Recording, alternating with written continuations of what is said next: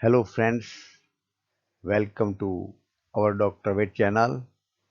I am Dr. P.R. Patel, Professor and Head Veterinary Medicine. Here we will discuss rabies part 2. This is very important disease. In this topic, we will discuss transmission and pathogenesis of rabies. It is a very important viral disease of all domestic animals and men.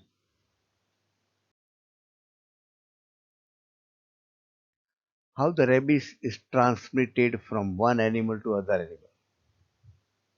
Rabies is transmitted usually under natural circumstances by bite or scratch of the rabies animal. And these rabies animal are usually carnivores. Most important route of transmission is bite or scratch of rabid animal. In India, main important harboring disease animal is domestic dog, and they transmit 95% of disease. So dog is the most important transmitter in India. And very important thing is dog to dog transmission is very common because dog has a habit of attacking or fighting with the other dog all the time. In the day, they are fighting with each other, and because of this biting, they transmit the disease. Continuation of the transmission. It is observed that rabies incidences are high during breeding season in dog. High incidences are observed during breeding season in dog. It is because of that estrus behavior or breeding behavior. During this time, a breeding season, the males and females they run very far, very wide, and all the time wandering because of their mating behavior. And during this time, the dog fight with the other dogs and bite each other. So during this breeding behavior and breeding season, the incidences of rabies are more. Human rabies cases are 90% are due to bite of dog because dog are in constant touch with the human being either in the street or in the house. Very important thing is that virus is excreted in saliva of the rabid dog 3 to 8 days prior to clinical manifestation. This is a natural phenomena to keep the virus alive. Before the dog shows the symptoms, 3 to 8 days prior the clinical symptoms, the virus start excreting in the saliva. Saliva is full of virus. Another important transmitter is vampire bat. That vampire bat occurs in the caves of some countries and they shed virus in saliva 3 months before manifestation of the rabies. And the virus is transmitted by aerosol infection. The virus contained in a droplet of saliva of these vampire bat caves and they are inhaled by cattle or other animal and animal get the rabies.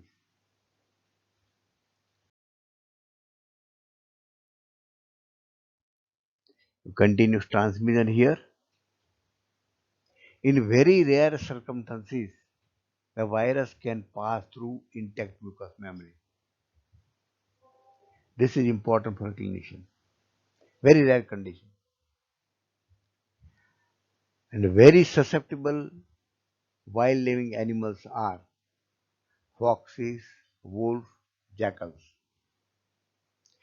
And these are the canines are the residual focus of the rabies infection. And because they are wild animals, rabies is the most difficult task. It is difficult to control because it occurs in these wild canines and catines. Blood-licking bats is an important reservoir in Central and South Africa, and they frequently infect cattle, men by biting during night times.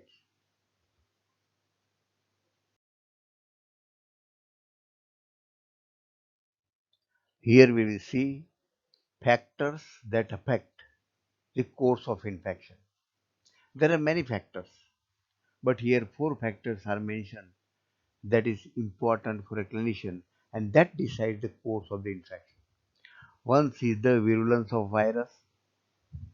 Second, virus concentration in the saliva or in the wound.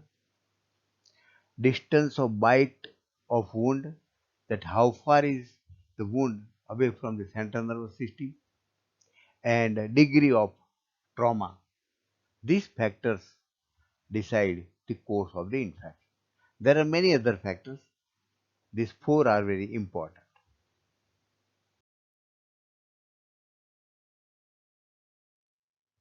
First factor, virus virulence.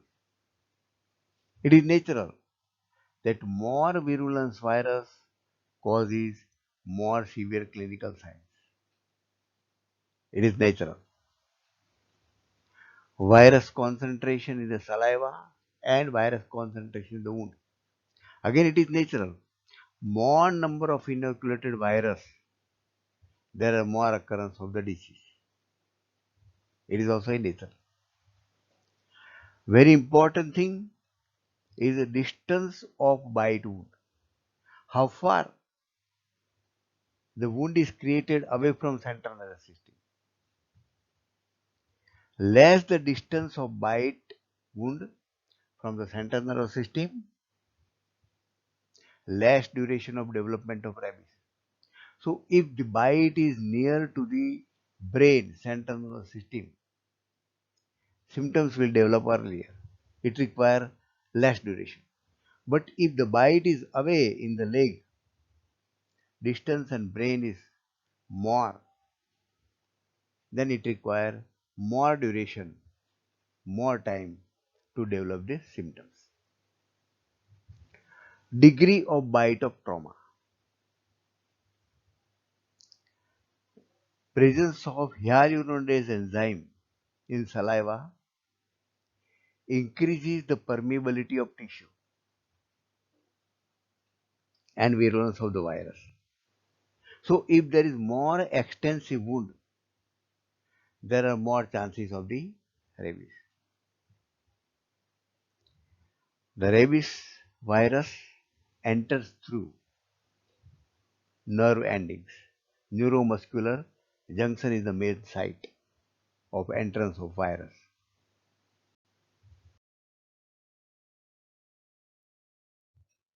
For a clinician, pathogenesis is very important. First, there is a bite of rabid animal to other normal animal.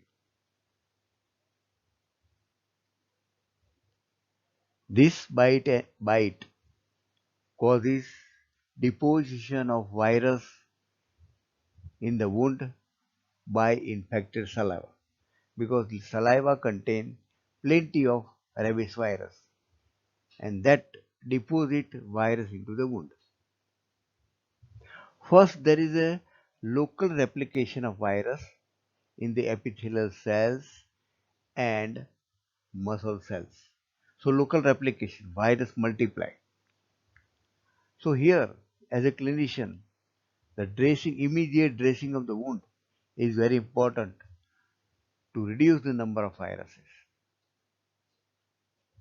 Remember here, neuromuscular junction is a major site of entry of virus into the neuron. The virus enter through neuromuscular junction, and then the virus enter into the neurons. Once the virus enters the neuron, the virus travel to central nervous system through peripheral nerves. Remember, virus travels through peripheral nerves, not through blood. Blood is not root. Viremia is not occurring. Virus always travel through peripheral nerves. And this path traveling from peripheral nerves to central nervous system is called as a centripetal movement. From local area to CNS movement through peripheral nerve is called a centripetal movement. And finally, the virus reaches the brain. If the wound is very near to the brain, virus reaches earlier. If the wound is far away from the brain, virus reaches later.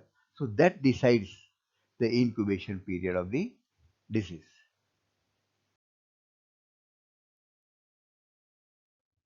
Continuation of pathogenesis. Virus invades first the ganglion cells and spread in the brain. In brain, the virus causes damage to brain stem and medulla and other microscopic changes that we will see later on into the brain. Virus irritate the nerve cells. The animal manifests the symptom hyperexcitability. Animal become mad, excited due to irritation of the nerve cells. Symptoms are hyperexcitation. Then there is degeneration of nerve cells. It is manifested by paralysis of muscles. So two groups of symptoms. Symptoms of hyperexcitability by irritation of nerve cells. Symptoms of paresis, paralysis of muscle, degeneration of the nerve cells. Paralysis of swallowing muscles. The animal is unable to drink the saliva. Saliva comes out. Because of hyperexcitability also, increased flow of the saliva. Saliva comes out. The animal is unable to swallow food or water. If there is paralysis of jaw muscle, the animal is unable to close the mouth. The mouth remains open. That condition is called as dropped jaw, open mouth condition. Paralysis of respiratory muscles, it causes asphyxia and the death of the animals.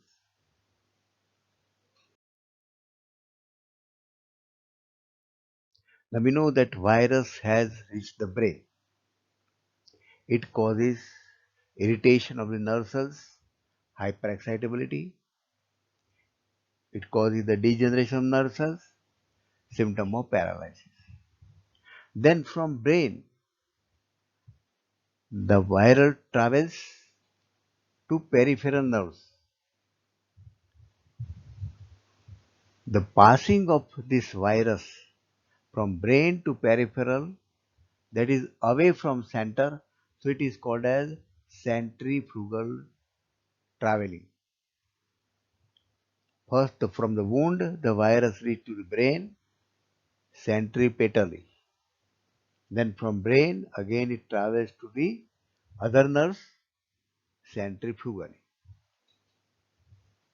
It involves peripheral nerves. It travels to the peripheral nerves.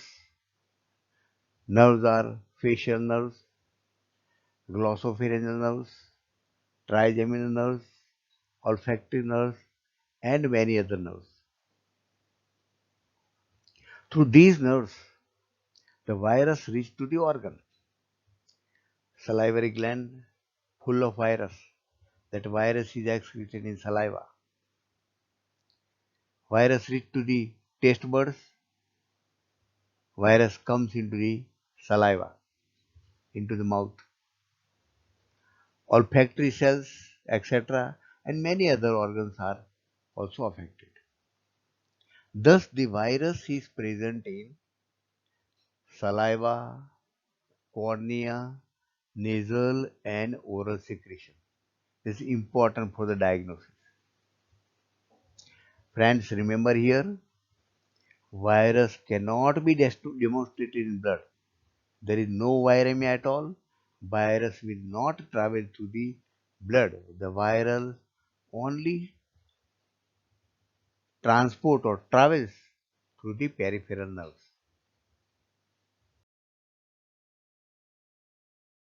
Continuation of the pathogenesis. Here we will see the microscopic changes observed in brain of the rabid animal. We have already seen that there is a degeneration of the nerve cells. Perivascular infiltration or perivascular cuffing of the inflammatory cells. Two bodies are present. One is the Negri bodies, important for the diagnosis, and other is the Babes nodules. It is also important for the diagnosis. These Negri bodies they are the round bodies or oval bodies. They are inclusion bodies, size 2 to 8 microns in diameter, found in the cytoplasm of the nerve cells infected with the rabies. Important for the diagnosis.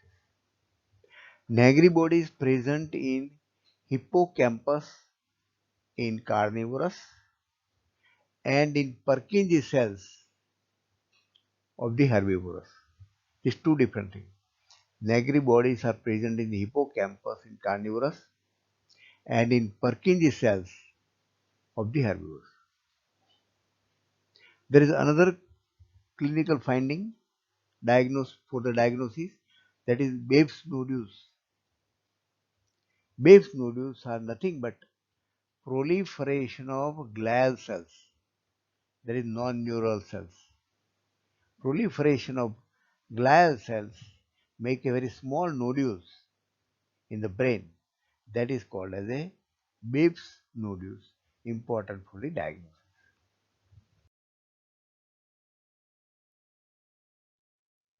Friends, share this very important information on rabies to all veterinarians and veterinary students. Requested to subscribe this channel for the progress of this channel. Thank you very much for observing this video.